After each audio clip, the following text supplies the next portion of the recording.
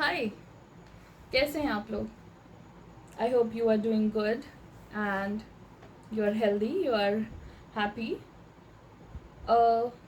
Today we are going to talk about the doshas. दोष क्या होते हैं, कितने होते हैं, क्यों इम्पोर्टेंट है? आई वुड से कि जब मैं दोष कहती हूँ ना, तो because of the vocabulary or the verbal meaning of the word, we generally perceive कि दोषा कुछ अच्छा नहीं होगा. It would be something which is not required by the body. But it's the base of everything in Ayurveda. कुछ करने से क्या होता है, कौन सा दोष बढ़ता है, कौन सा दोष घटता है. किसी भी सामान में like whatever we consume, उसमें कौन सा दोष बढ़ाने की ताकत है, कौन सा दोष घटाने की ताकत है. इफ़ आई एम देयर और if your Ayurvedic practitioner is talking to you, तो आप में क्या है, कौन सा दोष प्रीडोमिनेटली प्रेजेंट है, कौन सा दोष इज़ एक्चुअली लाइंग डाउन. ये जो डिजीज़ आप लेकर आए हो, जिसका कंप्लेन कर रहे हो, उसमें कौन कौन से दोषाज हैं. Doshas are this much of importance. So I can say it's the foundation of Ayurveda. और आजकल मैं देखती हूँ, मैं सुनती हूँ वीडियोस पे, या किसी से भी जो मिलने भी आते हैं उनका भी वात पित्त कफ, वात पित्त कफ. Now when I talk about कि आपको पता है कि वात पित्त कफ होता क्या है, they fail. You actually don't have any idea. हाँ, वात पित्त कफ दोष होता है, बट इतना ही से नहीं होता है. क्यों इम्पोर्टेंट है? हम क्या सर्च कर रहे हैं, वी एज आयुर्वेदिक प्रैक्टिशनर, और जिससे भी आप बात कर रहे हो उसे पता है वो क्यों देख रहा है, वो क्या बात कर रहा है. But I think you don't know. You need to figure out the importance of Vat Pitta Kapha, and you should figure out the importance of Vat Pitta Kapha, rather I would say. तो बात करते हैं. Let's begin. Okay, so we are about to start the journey with today's journey with doshas. अगर मैं बात करूँ ना, तो दोषाज दो तरीके के होते हैं, शारीरिक, मानसिक, दोनों. और दोनों के बारे में आपने सुना होगा. दोनों ही फिर डिवाइड होते हैं 3 सब टाइप्स में. लाइक वात पित्त कफ तो आपने शारीरिक सुना ही है. मानसिक, सत्व, रजतम, वो भी सुना होगा. कोई बहुत सात्विक है, कोई बहुत राजसिक है, कोई बहुत तामसिक है. You must have heard those words.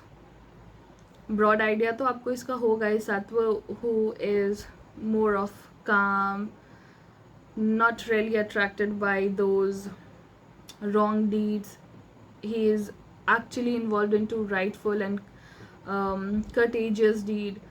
गलत और सही में अंतर करना आता है उसे. Rajasic is somewhat, the dot, the actual connection which connects the light and the dark. इस तरीके से अगर आप समझोगे ना, तो that is something which is तम. अब अगर आप समथिंग विच इज रज, अब अगर आप तम की बात करोगे, वो बिल्कुल ही राक्षसिक प्रवृत्ति वाला हो जाता है. अब उसके भी सब टाइप्स हैं. Let's not get into the sub types, वो फिर बहुत फास्ट हो जाएगा. वो पूरा का पूरा BMS सिलेबस है. So we are not going to talk about that. But आप ब्रॉडली ये समझो कि सत्व, रजतम इज दैट इम्पॉर्टेंट. सत्व तो आपको पता ही है. सत्व का जस्ट अपोजिट है तम और तामसिक. One who is involve in all the very wrongful deeds, उसको बोलेंगे तामसिक. और इन दोनों के बीच का कनेक्शन है राजसिक. तो अगर मैं कहूँ आज के डेट में यू हैव टू बी राजसिक is not a wrong statement, I would say. And actually रज इम्पॉर्टेंट है भी. ऐसा नहीं है कि रज is not important. It is very important because आपके पास माइंड है, but you don't have that very spark or that thing which you can actually use into the imagination. सत्व वाले जो लोग होते हैं ना, उनके पास इमेजिनेशन थोड़ी सी कम होती है. आप रज वाले को देखोगे, उनका इमेजिनेशन होता है. I have seen this in my practical experience. और तम वाले के बारे में तो खैर बात ही क्या करनी है, वो तो छोड़ ही दो, वो तो सब जानते हैं.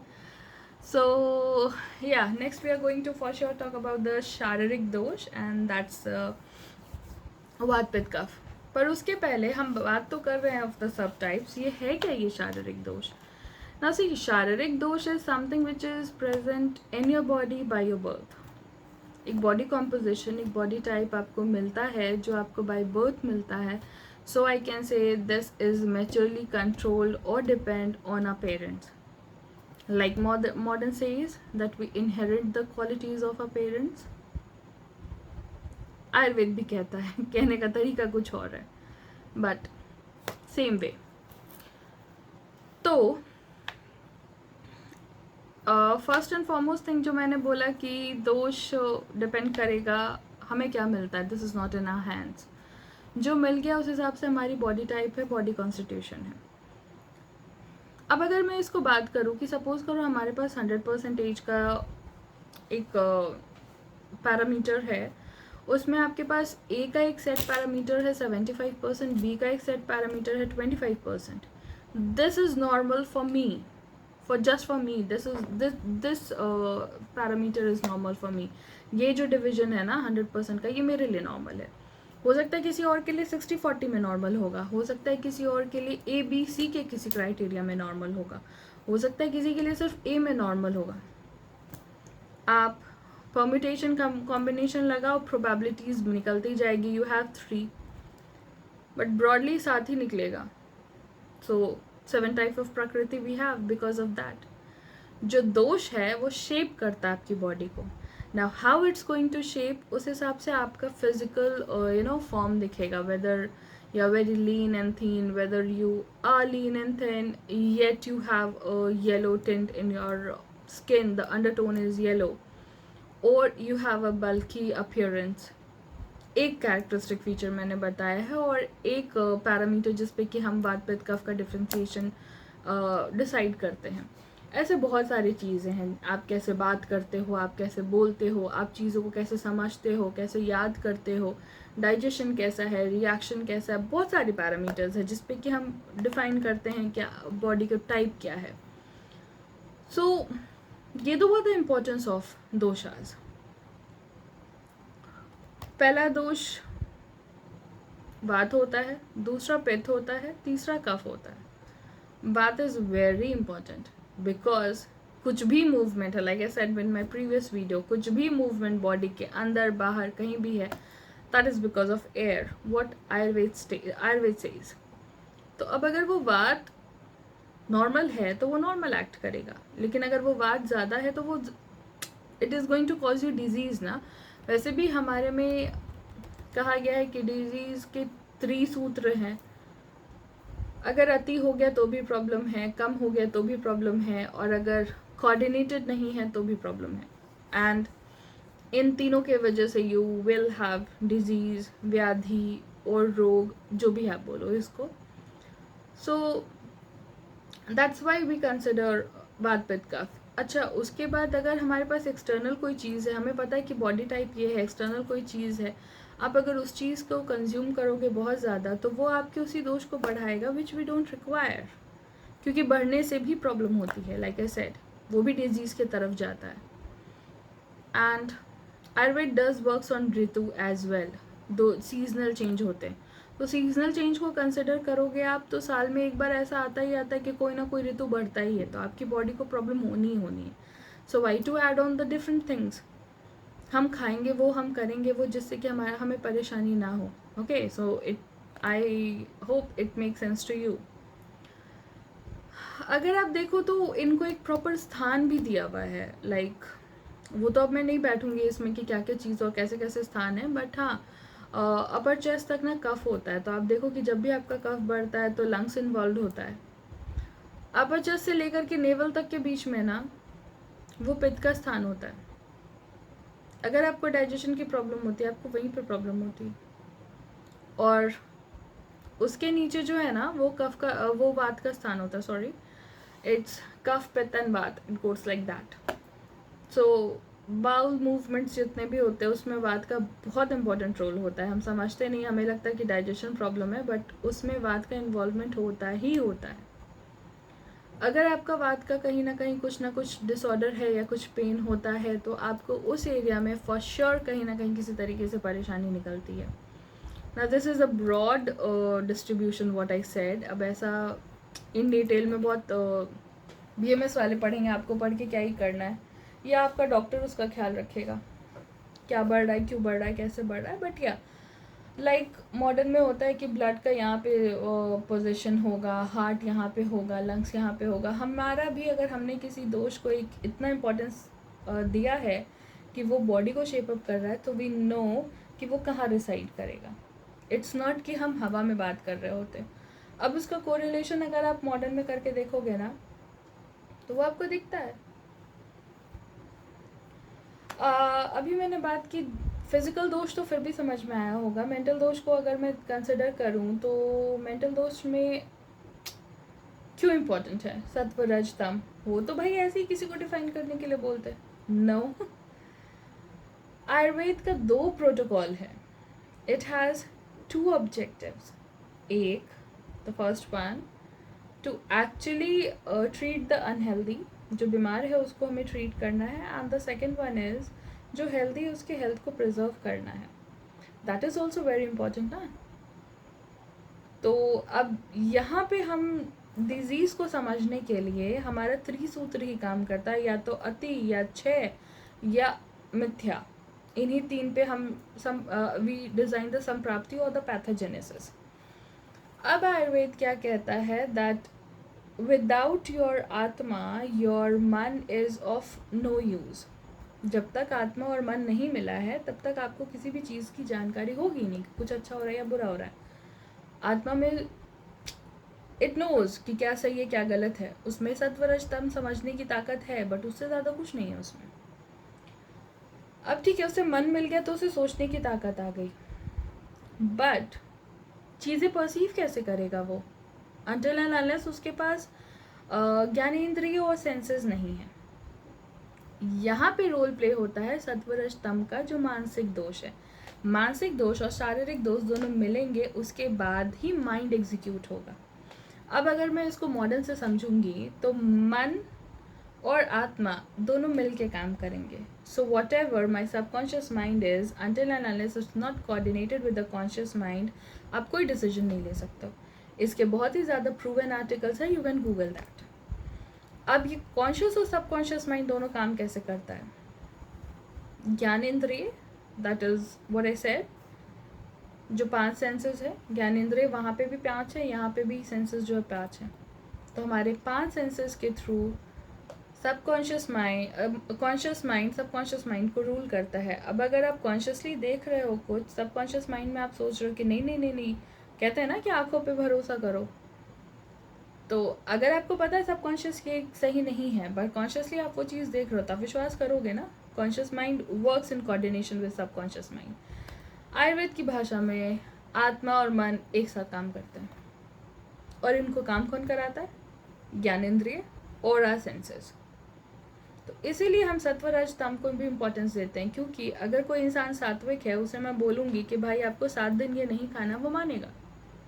लेकिन अगर कोई इंसान सात्विक नहीं है, रासिक है, तो मैं कहती हूँ 50% मानेगा, 50% नहीं मानेगा. लेकिन तामसिक है, बिल्कुल नहीं मानेगा. So I have to consider that as well. उसके बाद वो कितना झूठ बोलेगा, कितनी बातें सही बोलेगा, उसका लाइफस्टाइल क्या होगा, उसके चॉइस प्रेफरेंसेस क्या होंगे, ये चीज़ें हम मेंटल या मानसिक दोष के थ्रू डिसाइड करते हैं. So as an Ayurvedic practitioner, मानसिक दोष हमारे लिए इम्पॉर्टेंट हो जाता है, एज इम्पॉर्टेंट एज द शारीरिक दोष is are.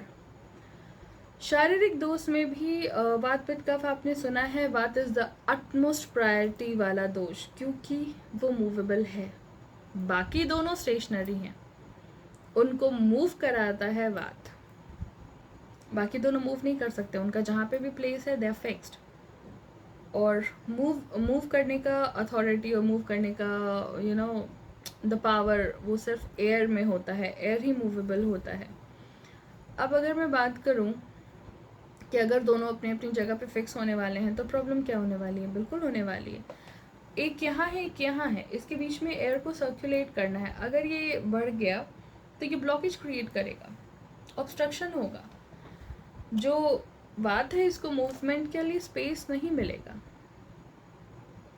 So this is why तीनों का बैलेंस में होना इज़ वेरी इंपॉर्टेंट. और अगर तीनों बैलेंस में नहीं है तो डिजीज़ करेंगे, और अगर तीनों बैलेंस में है तो they are going to shape of your body, the healthy version of yours, वो शेप करते हैं.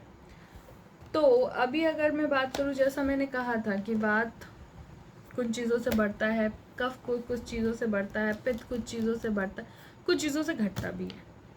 कुछ चीज़ें ऐसे हैं जो दो दोषों को कम कर रहे होते हैं, कुछ चीज़ें ऐसे हैं तो जो दो दोषों को बढ़ा रही होती है. तो हमें उन चीज़ों को कंसिडर करके ही अपनी लाइफस्टाइल को डिज़ाइन करना है, या हम क्या खा रहे हैं इसको देखना है. Now these two things cannot be very same for anyone, क्योंकि whenever we treat or whenever we talk about Ayurvedic stuff, और as it is किसी भी चीज़ में आप बात करो तो it has a number of considerations. Ayurveda में सबसे important है देश काल परिस्थिति. Whether you are residing in India or some western countries, the place is important. Season क्या चल रहा है? ऑस्ट्रेलिया में अभी हमारे अपोजिट सीज़न होगा, यहाँ पे हमारा कुछ और सीज़न है, वहाँ कुछ और होगा. काल, सिचुएशन. अभी के लाइफस्टाइल में मैं किसी को बोलूँगी 12 बजे नहीं जगना है possible? I don't think so. Lifestyle ही वैसी है because of the work culture. Majority of the people they do stay awake in the midnight. मैं नहीं कह सकती हूँ कि आप मत काम करो रात में. सो देश काल परिस्थिति चीज़ों को बदलती है. We have to adapt that. तो इन चीज़ों को अगर मैं कंसिडर करूँगी ना, और इन्हीं चीज़ों के कंसिडरेशन के बाद कोई भी आयुर्वेदिक प्रैक्टिशनर अपनी प्रैक्टिस को देखता है, और आई वुड से आप भी देखोगे. ज़रूरी नहीं है कि जो आपके रिलेटिव को इंडिया में है और वो चीज़ उसको सूट कर गया, वही चीज़ अगर आप यूएसए में रिसाइड कर रहे हो तो आपको भी सूट करेगा. Not necessarily. रीजनल चीज़ों को ढूंढो, रीजनल चीज़ों को समझो. That is always the best way to stay healthy. So I guess broadly दोष क्या है हमने इसके बारे में बात कर ली है. वात पित्त कफ आप समझ चुके हो. इतना मैं कहूँगी कि आपको इतना समझ में आ गया होगा कि वात इज़ वेरी इंपॉर्टेंट. पित्त और कफ वो स्टेशनरी होते हैं but are important. Kapha as you guess वो कफ है. शाइन बॉडी में, स्थिरता बॉडी में, सोचने समझने की शक्ति, बल, स्ट्रेंथ, वो कफ देता है. पित्त जितनी भी डाइजेस्टिव चीज़ें होती है, लाइट, रिफ्लेक्शन, द हमारे आँखों में भी पित्त होता है जिससे कि हम इमेज फॉर्म करते हैं. पित्त इज़ ऑफ दैट इम्पॉर्टेंट. पित्त is that important. Digestive system तो ऑफ कोर्स पूरा का पूरा पित्त ही है, क्योंकि जब तक आग नहीं है तब तक चीज़ें पचेगी कैसे. एंड या हम ब्रीथ कर रहे हैं, हम चल रहे हैं, हम किसी भी मूवमेंट को एग्जीक्यूट करा रहे हैं, ये सारी चीज़ें फॉर श्योर कफ देता है. So we have to keep in mind that as well. बहुत जगह पे लोग ब्लड को भी कंसिडर करते हैं, बहुत जगह पे नहीं. शुश्रुत जी करते थे because he was a surgeon. पर बहुत को करते हैं, बहुत लोग नहीं करते. That something which is clinical part of the thing. तो इसीलिए आपने कहीं सुना नहीं होगा कि रक्त रक्त रक्त. बट रक्त भी क्योंकि बॉडी को शेप करने में इम्पॉर्टेंट होता है तो इसीलिए रक्त को बहुत लोग कंसिडर करते हैं और बहुत लोग नहीं करते हैं. That's okay. और अगर मैं बात करूँ तो बॉडी प्रकृति सात होगी, वो मैंने आपको बता दिया है.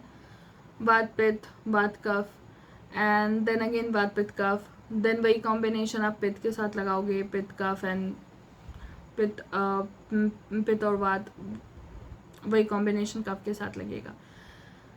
ये कहने की बात है.